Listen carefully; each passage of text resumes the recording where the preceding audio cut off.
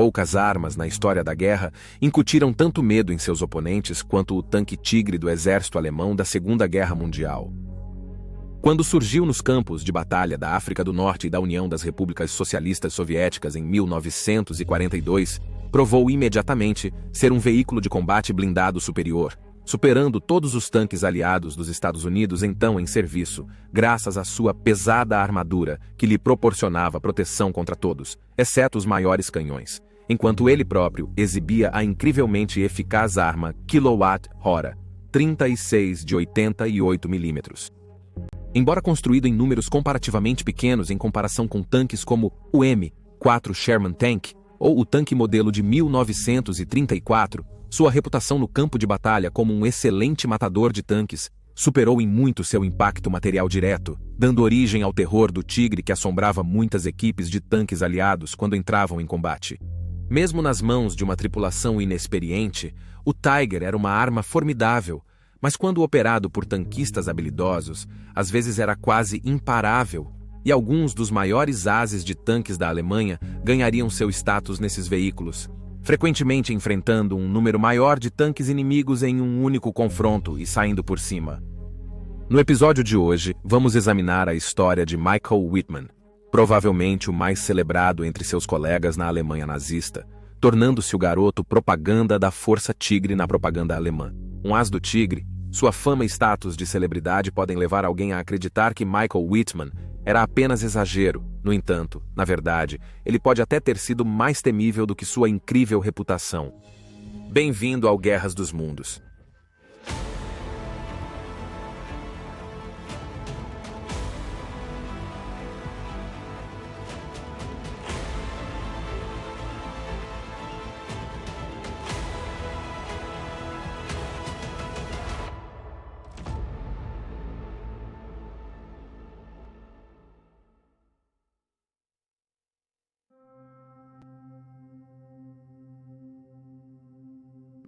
Michael Wittmann veio, como tantos na zona rural alemã na segunda década do século XX, de uma família de agricultores. Nascido em 22 de abril de 1914, na vila de Wolrefel, na Baviera, e tendo uma educação enraizada na fé católica, aos 16 anos, após completar sua educação obrigatória, Wittmann fez como muitos jovens alemães daquela época e foi trabalhar para seu pai na fazenda da família. Sendo um período tão influente no desenvolvimento de seu caráter, a vida na fazenda incutiu nele a opinião de que, através do trabalho árduo, se consegue sucesso na vida e se encontra seu lugar. Ele também aprendeu a importância do trabalho em equipe para atingir objetivos e habilidades mecânicas básicas de grandes máquinas agrícolas, como tratores, tanto em sua operação quanto manutenção, habilidades que o serviriam bem no futuro. Entrando na idade adulta, ele estava pronto para deixar a fazenda familiar, aos 19 anos, e juntar-se ao Serviço de Trabalho Voluntário, o Fundo de Amparo ao Trabalhador, estabelecido pelo governo alemão em 1931 para ajudar o setor público durante a Grande Depressão. Depois que Hitler chegou ao poder, o Fundo de Amparo ao Trabalhador foi mantido pois era uma fonte barata de mão de obra. Mas muito em breve, o reino do Terceiro Reich viu a organização como uma maneira de doutrinar jovens garotos impressionáveis em sua agenda nacional socialista. A ênfase em trabalho duro, mas gratificante, com indivíduos de mentalidade semelhante trabalhando em direção a um objetivo, atraiu muito a Wittmann, e isso naturalmente o levou a seguir um caminho em um aspecto militar, à medida que Hitler começou a se livrar das algemas do Tratado de Versalhes e se moveu para rearmar a Alemanha. Para muitos jovens como Wittmann, era um momento emocionante e inebriante, e ele queria muito fazer parte disso. Tendo informado sua família sobre sua decisão, em 30 de outubro de 1934, ele se alistou no exército alemão e ingressou na infantaria, sendo baseado perto de Munique. Wittmann se adaptou bem à vida militar, mas após um encontro com um pequeno Panzer, durante uma sessão de treinamento, ele se fascinou com tanques e fez de sua ambição ingressar nas novas divisões blindadas que estavam sendo criadas lentamente na Alemanha. Novamente, sua experiência na fazenda com maquinário significava que ele teve pouca dificuldade em entender como o pequeno tanque funcionava. Após completar seus 2 anos de serviço, ele encontrou brevemente emprego como trabalhador ferroviário antes de sentir o chamado para retornar ao serviço militar. No entanto, em vez do exército, ele se juntou à SS cuja filiação na Alemanha nazista abriria muitas portas para ele no futuro. Comparado ao exército, ingressar na SS era uma tarefa muito mais difícil. Requisitos físicos, médicos e verificações de antecedentes foram rigorosamente aplicados, eliminando muitos candidatos, exceto Wittmann. Pouco depois da aceitação, ele ficou satisfeito ao descobrir que se juntaria a uma unidade de carros blindados e logo foi transferido para uma unidade de elite das SS, atuando como guarda-costas pessoal de Hitler em Berlim.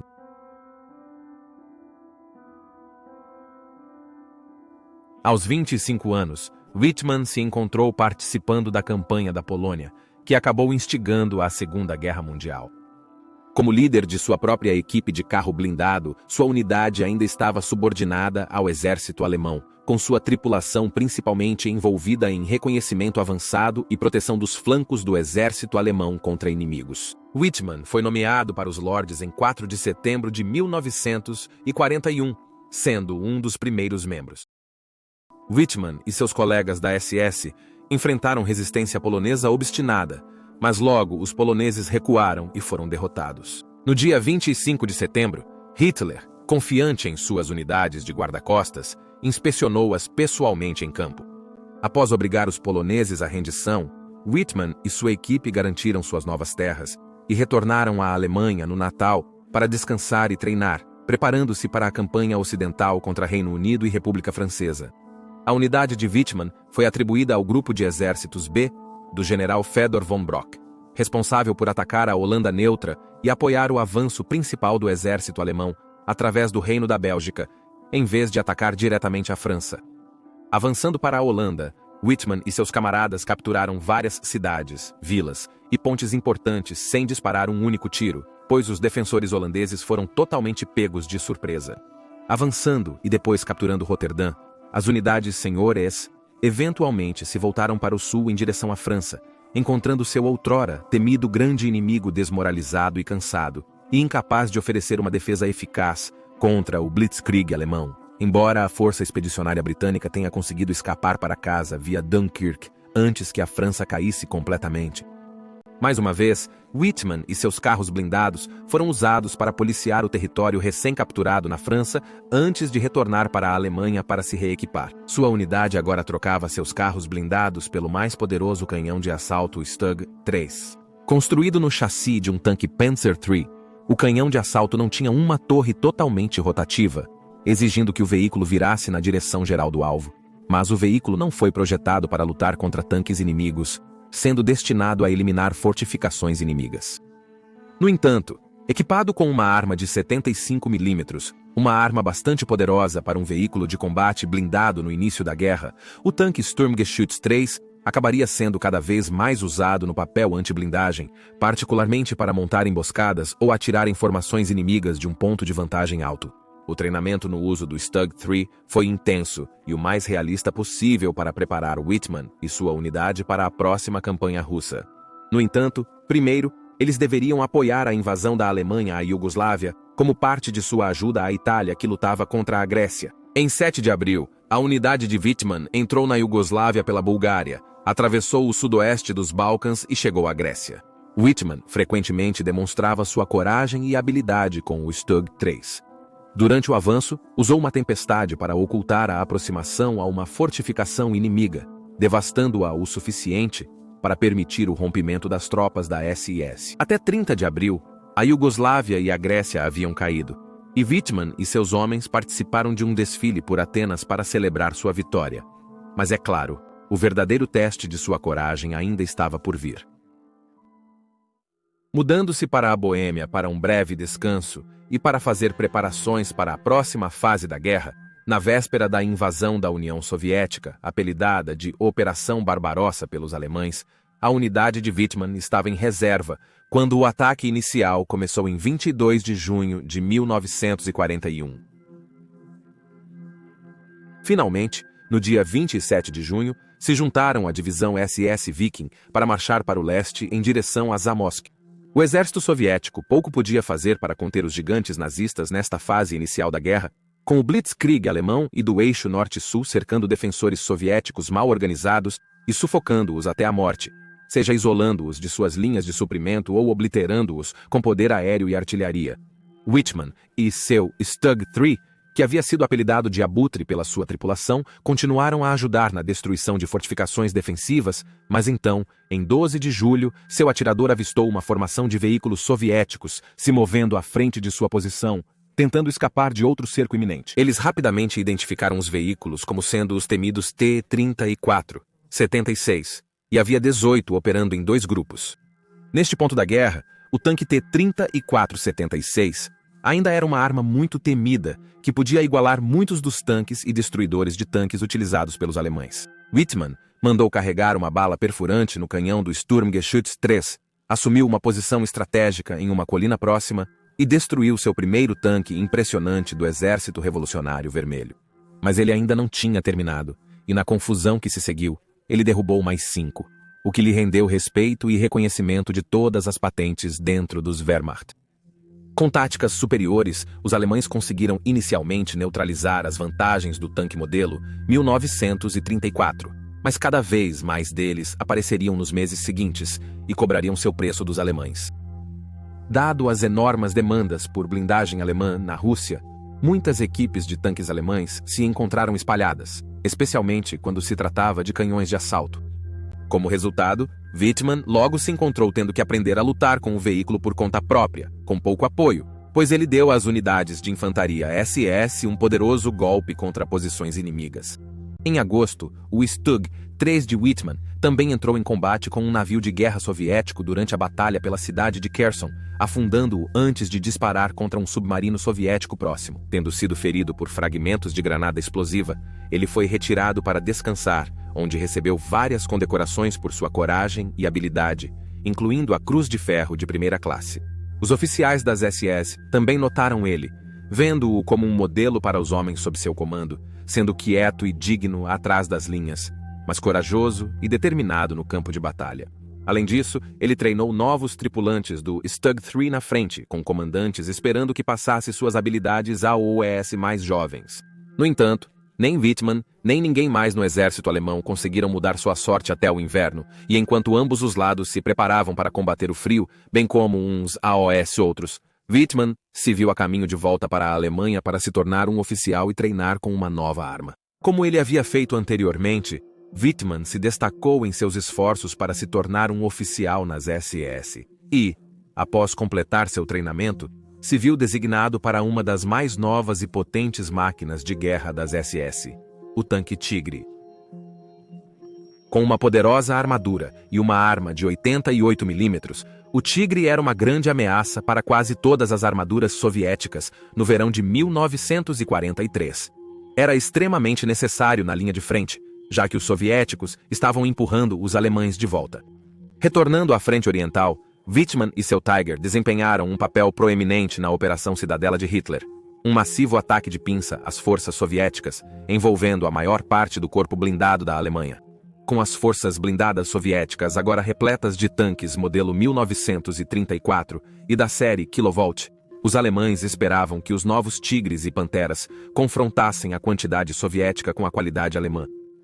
Infelizmente para Whitman e seus camaradas, a qualidade alemã estava em falta, no entanto, pois a pressa em colocar os novos tanques na luta fez com que muitos atalhos fossem tomados, levando a falhas crônicas. No entanto, Whitman e sua equipe seguiram em direção ao seu objetivo, a cidade de Kursk.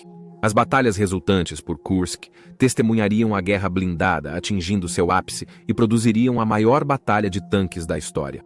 Whitman e seu Tigre lutaram amargamente, reivindicando nada menos que 30 tanques soviéticos. Mas após uma semana de combates duros e sangrentos, Hitler foi forçado a cancelar a ofensiva, seu último avanço significativo do verão na Guerra no Leste.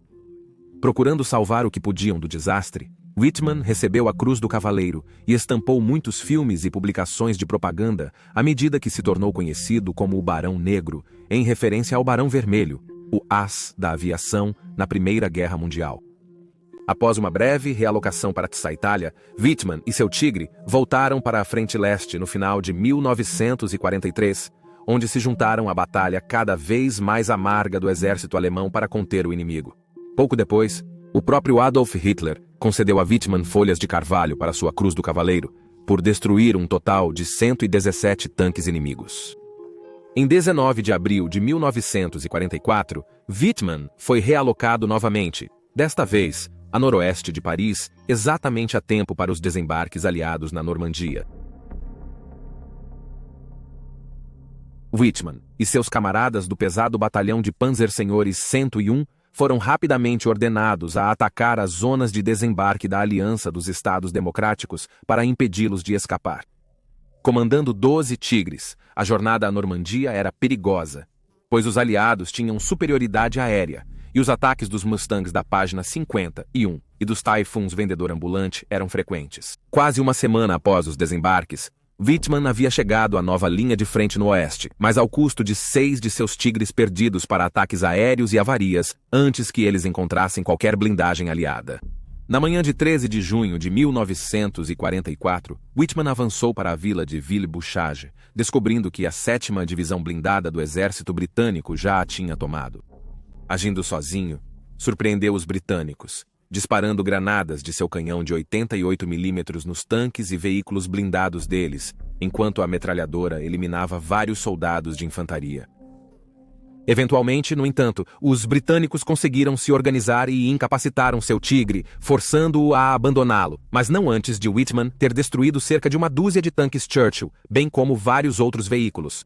A vitória impressionante apenas solidificou as reputações de ambos Wittmann e o Tigre na mente dos aliados. Tais sucessos estavam se tornando cada vez mais difíceis para a Wehrmacht, no entanto, nos dias que se seguiram. O poder aéreo aliado, juntamente com o apoio de fogo naval, tornou a aproximação às zonas de desembarque cada vez mais mortal, permitindo eventualmente que os aliados se libertassem. Em 8 de agosto de 1944, Wittmann recebeu ordem para agir para neutralizar a ofensiva dos aliados. Wittmann, liderando uma força de Tigers, Panzer IV e armas de assalto, caiu em uma armadilha de tanques britânicos e canadenses. A força anglo-canadense tinha Metro 4 Shermans regulares, fabricados nos Estados Unidos da América, e alguns Fireflies, Shermans britânicos modificados para lutar contra o Tiger, com uma arma de 7,7 kg. No ataque, o Tigre de Wittmann foi atingido diretamente na torre por um Firefly britânico, causando a ignição da munição da letal arma de 88 mm. Na explosão resultante, a torre inteira foi soprada para fora do casco. Depois de 138 mortes confirmadas em seu crédito, o Barão Negro não existia mais. A morte do jovem de 30 anos foi amplamente lamentada na Alemanha e ele ofuscou o melhor tanque Ace da época, Kurt Nispel, graças à sua elevação a um herói quase mítico na propaganda nazista. Desde o fim da guerra, alguns historiadores debateram a precisão de seu saldo final. Como Nispel, ele tem seus apoiadores que afirmam que sua pontuação real era significativamente mais alta, enquanto os críticos sugerem que era menor. Independentemente disso, poucos negariam que Wittmann era uma força quase imparável em batalha. Um poder aterrorizante que surgia quando um dos maiores tanquistas de todos os tempos comandava um dos maiores tanques já criados. E aí você tem a história de Michael Wittmann, o campeão do Tigre nazista. Deixe seu comentário abaixo e não esqueça de curtir o vídeo e se inscrever para apoiar o canal. Obrigado por assistir e eu te vejo na próxima vez.